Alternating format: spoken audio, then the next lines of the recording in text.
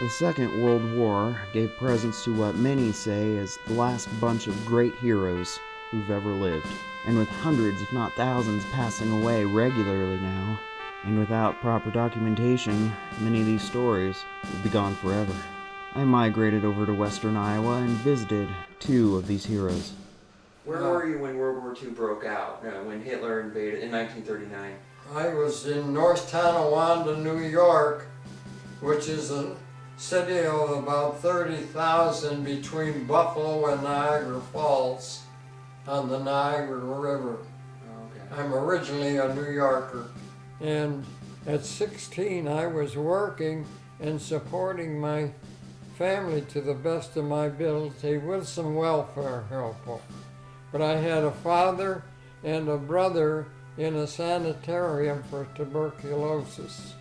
Okay. And I had two brothers and a sister. I've now outlived all of them, and they were all younger than me. Okay. I'm the eldest of the family. Yeah. How old are you? I'm 91, I'll be 92 Christmas Eve. Oh, okay. Christmas Eve. Mhm. I'm a December birthday. I'm December 9th. You are? Yeah. Yeah, I'm a Christmas Eve. I tell people, Santa brought me. I was in college at that time, and I was working in a dining room, waiting tables, and all of a sudden somebody came in and told us that Pearl Harbor, we had never heard of it before, but Pearl Harbor was being, the Japs were coming in and bothering us. And there was big, lots of planes flew in and over Pearl Harbor. And they just pretty much wiped out everything that was in the bay. Say where you were at again when Pearl Harbor happened. I was in Camp Devens, Massachusetts. Okay. Yes, I enlisted about 20 days after, I don't know what day, but about 20 days from the time of Pearl Harbor. First Engineers. Okay. Combat. See, every division has some engineers that take care of road construction, mines, so forth. And that's what I was in, and I was primarily a demolition person, and also operated a mine detector, detected for mines. Okay. I was corpsman. Yeah. Well, I enlisted in October of 1941 and loaded on the Queen Mary. I'm 93. I'm not doing too well, Yeah. but I was in the South Pacific when I was in service. Okay. And I got on a boat that was just 4 guys high. Mm-hmm. I mean, about that much space in between us. Mm-hmm. And We were primarily an invasion division. We were, of course, the 1st Division, the oldest division in the Army, one of the most famous because we had Teddy Roosevelt as assistant division commander, and a history of fighting many wars, you know. So we were called upon. We made 3 invasions. I invaded North Africa, Sicily, and Omaha Beach. Okay. Those 3 I made. Okay. Wow. training in northern Idaho. Okay. And that was about a 6-week training. Mm-hmm. And then they took me down to the hospital, and I worked in the hospital from about September till I'd say March. And then they shipped me overseas, and I went to New Guinea. Mm-hmm. And then from there on, I just stayed there until the war was over. But I was in the Navy, Oh, okay. and so what they did, they told me what they wanted me to do, Mm-hmm. as you know. But I had worked for an undertaker, and I had already worked 2 years as an undertaker, and so they figured I knew what to do about the human body. From there, we were taken by train to what they call the Salisbury Plains near Salisbury Cathedral. We could see that beautiful cathedral from our barracks. I went to New Guinea, and then it went to New Zealandia, and on up north. And they made me wait for about 6 weeks, and then they moved me to an island called Mayaswindi. Oh, okay. And all the people that were there were, well, we didn't know what we were doing. We built the hospital there. Okay. Loaded on a British transport, which was filthy and had lousy food, but we sailed to North Africa and landed at a little town called Arzu, about 30 miles down the Mediterranean coast from Oran, a big modern city, which was our objective.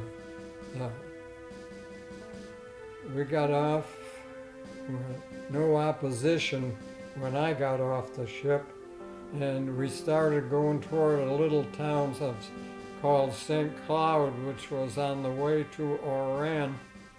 And we got about a mile or two down the road, and about 4 bullets zinged over my head. And the sergeant hollered, "Hit it!"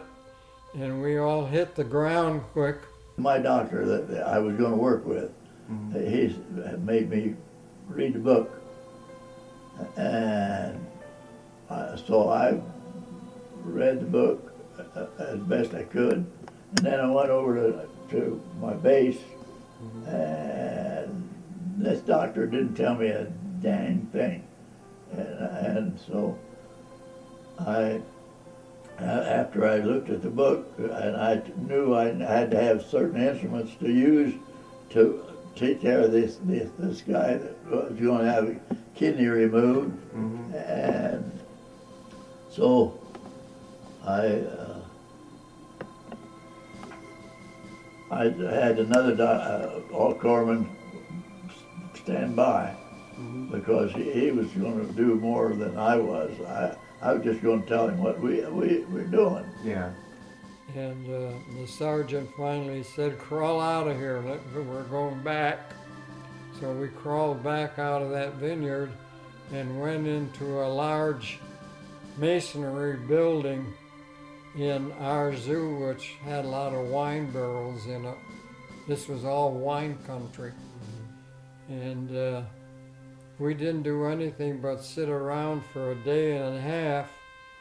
And in that first exchange of shots, our lieutenant got killed.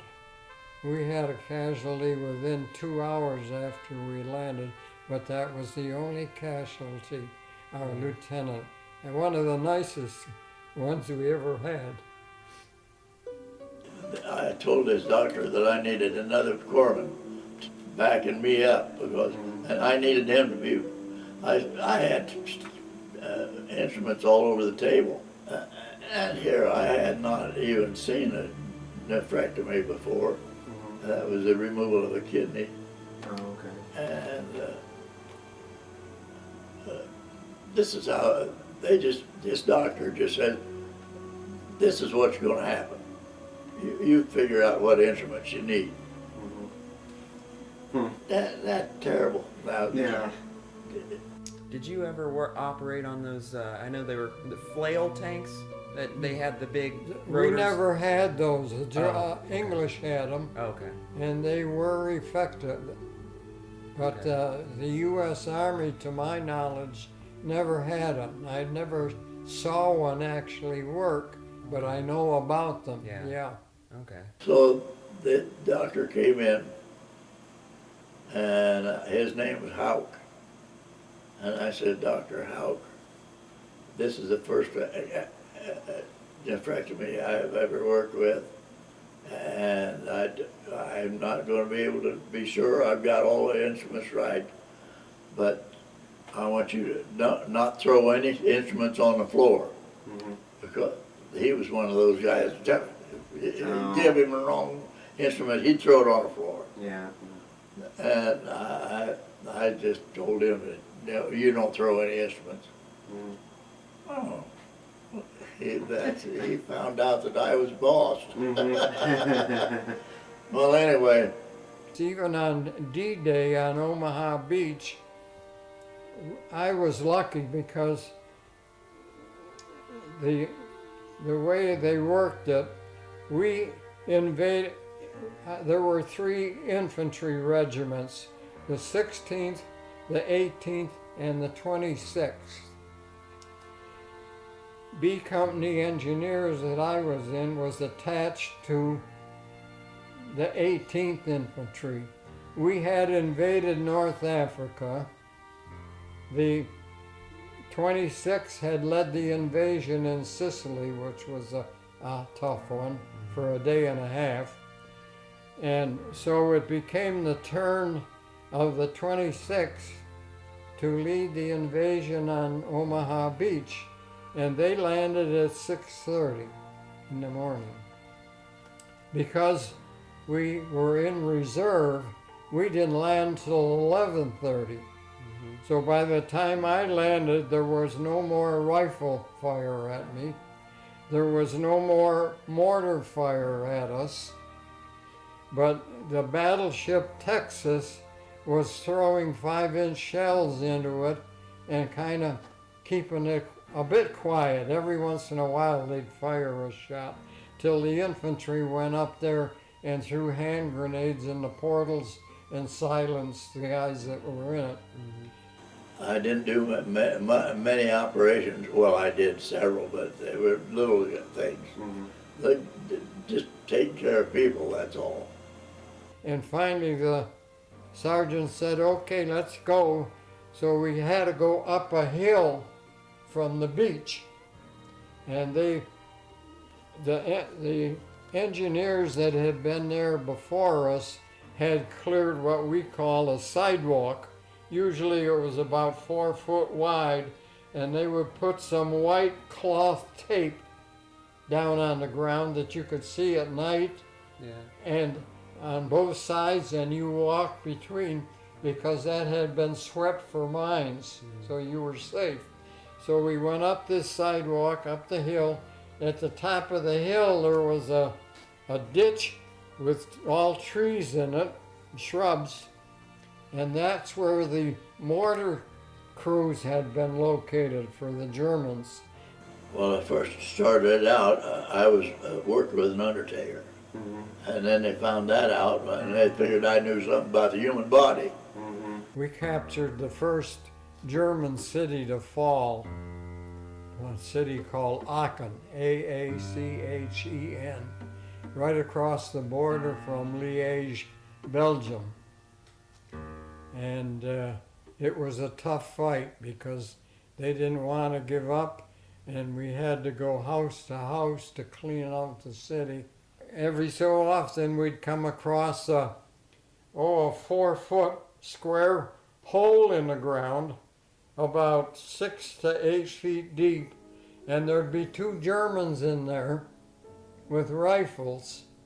They had a metal covering with squares about like this that were so they could breathe, and sod over the top so you couldn't see it from the air, or even walking it was hard to see.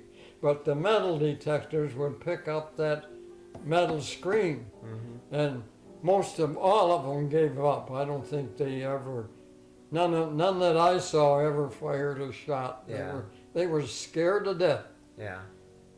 We started finding German soldiers that were not anywhere near as good as the boys that fought for Germany under Rommel in North Africa. Got You can stop. Can you excuse me? Yep, that's fine. Stop recording. I was overseas with him. That Oh. guy that just called. Oh, okay. And, but he was about 2 years younger than I. Oh, But, no, he was about 4 years younger than I. okay. He got in late and I got in early. One of the soldiers fusing these things dropped a mine or somehow caused one to explode, which exploded the whole 2 truckloads, killed 23 of my buddies. That was the worst experience of the war for me. Were you involved in Battle of the Bulge at all? And Yeah, I was involved with the Battle of the Bulge. okay. Yeah, we were one of the first outfit. What happened there, that happened December 16th. We had just captured that city of Aachen. We'd had some hard fighting. So we were in rest camp. I was in Liège, Belgium on a 3-day pass, the first one I'd had since I enlisted. And they had a USO place there where you could get coffee and donuts and reading material and stuff like that. And I was walking down the street and all of a sudden an MP come and said, "Get down to the railroad depot, you're going to load up and go back, we've been attacked." And then the last one, they said, you're eligible for another raise. Promotion? Yeah. And you go up to the gym and get your information. Mm-hmm. And I said, well, the war's over. I'm not going to go up there and even take the time to go up to find out what they're, because I'm not going to be in the Navy anymore. Yeah. But I have a guy that was with me, and he went up, got another grade. He got first class. But I wasn't going to be in the Navy. Yeah. When I got back to my outfit, I had about 5 or 6 big packages that had been shipped to me from people in the States. Yeah. And no place to put them because we had to load our stuff on our truck. We had a 2.5-ton truck that carried us. I had apples in my field jacket like I was pregnant. And going down the road at night, the Germans would come over and drop flares and then strafe us on the highway, and we'd have to jump off the truck and hit the ditch, and I had cider all down the front of mine. I was a mess. I gave them a lot of apples away, and I gave a lot of the stuff that was in my boxes I never got back because I just had to leave them, you know. So they sent our division into that area. It was at the northeast, like the bulge is here. This is Germany here. It was at the northeast corner right here where we were. And Liège was right over in here, see? Okay. And the Germans were coming in here and they were trying to go up this road with tanks. Do you remember where you were when Germany surrendered? Were you still over in New Guinea? Or? Yeah, no. Okay. I was in New Guinea. Okay. I never went any place in Europe. Europe, Yeah. yeah. We made what we called a necklace. It's a piece of primer cord, it's called, Yeah. and we wrap it around a quarter around the tree trunk and explode it so it chops the tree down. Yeah. And we felled the trees, big trees, this big around and bigger, across the highway so the tanks couldn't come up the road. But we had to sleep in foxholes in the ground. I'd wake up in the morning with a foot of snow over top of me. And I had pictures of that, but I've thrown them out. But that was a little rough, but most of our problem was trench foot. Yeah. didn't have extra socks to speak of. Our feet would get wet, they'd get frozen, and we'd have to send the boys back for treatment, you know. Towards the end of the war with Japan, when they dropped the big bombs, I was in New Guinea. We had 2 bombs. mhm, I mean, they just wiped out a lot of people. mhm, And Japan decided that they were going to fight that anymore, so they stopped it, mhm, stopped the war. yeah, As you know from history, the Eisenhower turned over our corps. I was in 5th Corps at that time, and he turned that over to Montgomery, the English commander, because of communication problems. And we were under him for a while, but he didn't do anything with us, really. We held our position under him. He didn't move us anywhere, and we really didn't have it too bad. Yeah. He can't send everybody all at once yeah, because there's just too many out there. mhm, Well, anyway, I don't know what day it was, but my wife could tell you. yeah, But if she was alive, but Yeah. she's not alive. Yeah. But anyway, they decided I was the oldest one in the South Pacific. No, not the oldest person in the South Pacific, yeah, but in my group, mhm, I was old. And they told me that I was to go to Bayak. Have you ever heard of that? Bayak. mm-mm, no, Well, that's an island that's nearby. okay, And then they sent me to another island, and then they sent me overseas. I went to San Diego. And then I went home, and I got married 6 days after I got there. oh, okay, She had it all planned out. yeah, and a nice homecoming, Well, I'd gone with her before, mhm, and she knew that she knew that we were going to get married. That's all it was to it. mhm, And we hadn't walked more than the length of a football field when the Germans fired mortars at us and I got hit. I got shot through the hand, my right hand. And I had a green cotton glove on that the Army issued, and it drove the fabric from the glove into my hand. Well, my buddies put sulfa on my hand and treated me with first aid stuff, and then they sent me back to the first aid station. I don't recall what happened after that. They must have doped me up. But I wound up in a hospital back in France, outside of Paris. Can't remember the town, Saint Leon or some little name like that. But this was February 26th I got hit.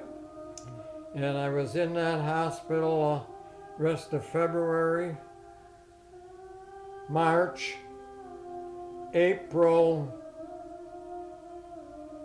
about April 20 something, I finally got back to my outfit. And they were 36 miles from Berlin. They weren't fighting at the time I got back to them. They had quit. Our troops had gone up to the Elbe River, which was to be the dividing line between the Russians and the Americans. So when we reached that river, we quit fighting and we were resting. And my brother came to visit me. Well, in fact, he came to visit me when I was still in the hospital there, because he was attached to a tank destroyer division that was attached to our 1st Infantry Division. He was 457th, I think it was. So I didn't see him. The next day, they loaded us on trucks And they took us all the way from down up there in Germany near Berlin, way down to Czechoslovakia, which is at least 900 I was miles. gonna say, yeah, quite a distance. And what they wanted to do, they didn't want the Russians to take over all of Czechoslovakia. And so we built barricades across the highways. But the sad part was the people from Czechoslovakia didn't want to be captured by the Russians. They wanted to be captured by Americans. So they would come up to this fence and stand there and cry and beg to be let in. And we couldn't do it. So, how old were you at that time when you got back? Do you remember? Oh, good Lord. In your 20s and your 30s? No, I wasn't in my 30s. I was about 23. 23, okay. The greatest thing in my eyesight in World War II was in North Africa. I was a Jeep driver. And I sat on the top of the hill after we had done with our fighting. I sat on top of a hill outside of Tunis, Algeria, and watched 275,000 Germans marching without arms to get to be loaded on ships at Tunis, and most of them were sent to the United States and other countries as prisoners. Yeah. But 275,000 of them. They marched all day and into the night. And it was a wonderful sight. And the war was over in North Africa. Yeah, that was one of the prettiest sights of the war for me. Took me 4.5 days to go overseas. Took me 17 days to come back. It was a slow boat. I bet even slower knowing, you know. Yeah. I saw my first iceberg on the trip coming home Yeah. on boat. And I got discharged. The war ended in May, 6th? And I got discharged in June 26th. Patton was in charge of troops in Sicily. He fired our two generals, Teddy Roosevelt and Terry Allen. He fired them. So we got a new general. His name was Hubner, and he was more straight-laced. Had to wear a tie. What used to tee us off is we were supposed to wear a tie and a helmet every hour of the day. But when you weren't fighting or near any battle, you didn't want to have that damn heavy steel helmet on your head all the time. If Patton caught you or the MPs caught you, it was a $25 fine. Yeah. So we hated Patton. Didn't Yeah. like him at all. That's a general consensus. I've heard that from others. We had, as a general in Second Corps, we had mostly Omar Bradley, who was terrific. Very, very good man. Patton's problem was he had a big ego. Yeah. If he had an objective here to take, no matter how many men he lost, he was going to rush in and take it quickly. And Omar Bradley, if he had the same objective, would take his time, study it carefully, work around it a little bit somehow, so he'd lose less men. Yeah. I no more than hit the ditch when sitting next to me was Patton, Omar Bradley, Ernie Pyle, and Roosevelt. Those four guys, famous people, in the same ditch next Same place, to me. same time. And the only jerk was Patton, who stood up and fired at the airplanes with his pistol, which was a show. They had a point system. If you had been in so many months, so many battles, this and that and so forth. you got sent home regardless of what was happening in the war. And a couple of our guys did go home. But they were World War I vets and were still with us. I was among the first World War II person to go home because I had enlisted, back in the early 40s. Yeah. And had been through 3 invasions and had seen a lot of fighting, so I was high on the list. I was the first group to leave our outfit. Among them, there were about 8 of us that went on that first plane that took us out of there. You didn't come across any of the concentration camps? No, did you? I never got to see a concentration camp. The honor flights that they've been doing for the veterans more recently, did you end up going? You did? I was one of the first ones to go to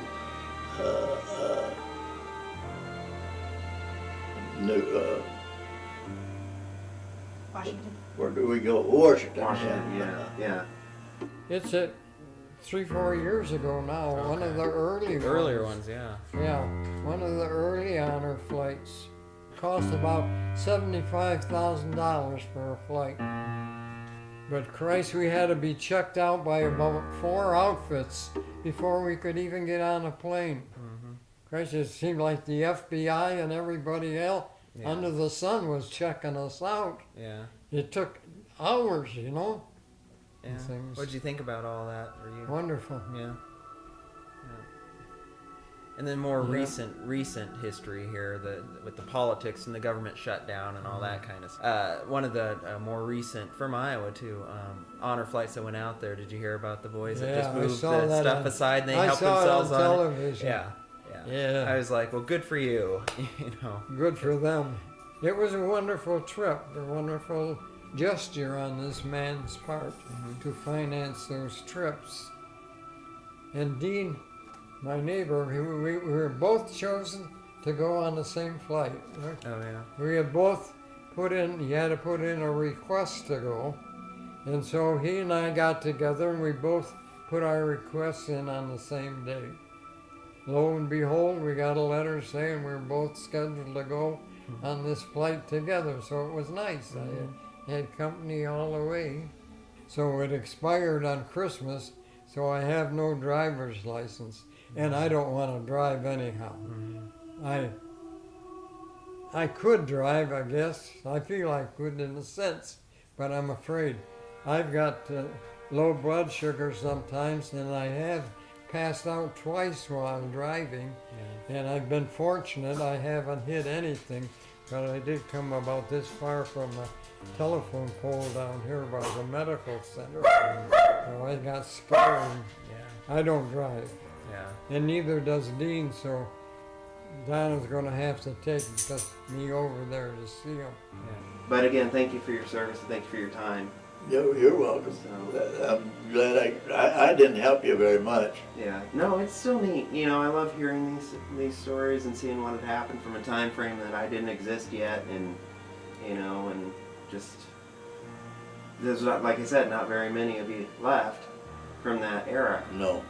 So Well, now there's a lot more I could tell you if I could remember anymore, but I don't remember everything. yeah.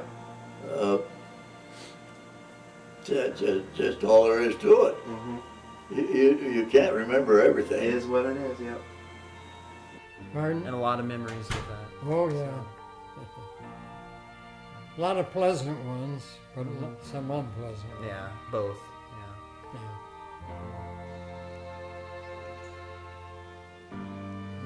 No war is pleasant. No. You're all terrible. Yeah. And you've lived through quite a few different technological things. Yeah. So, I still love the look and the feel of old film. I love like 16 millimeter, 35 millimeter. But those cameras are now they're kind of expensive because they're antiques. A lot of them. Well, now you just brought up a subject. Yeah.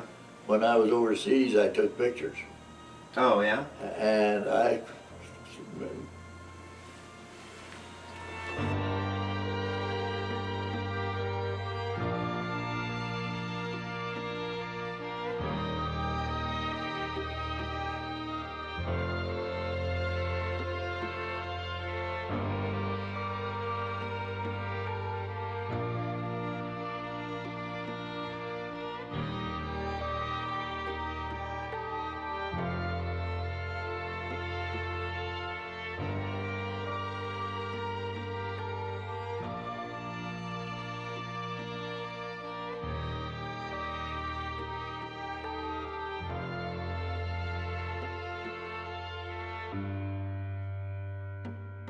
okay. All wars are political. Yeah. Yeah, they are. Sure. What can you do? You can't control them. Even the army can't control them. Yeah. The presidents control and the Congress control what happens. They knew what was coming. They knew we were going to be bombed by Japan, but they didn't do a damn thing about it like they should have. Yeah. They just ignored it and pretended. Americans had a tendency to think nobody gonna pick on us because we're too big, and that's a mistake. Yeah, it is.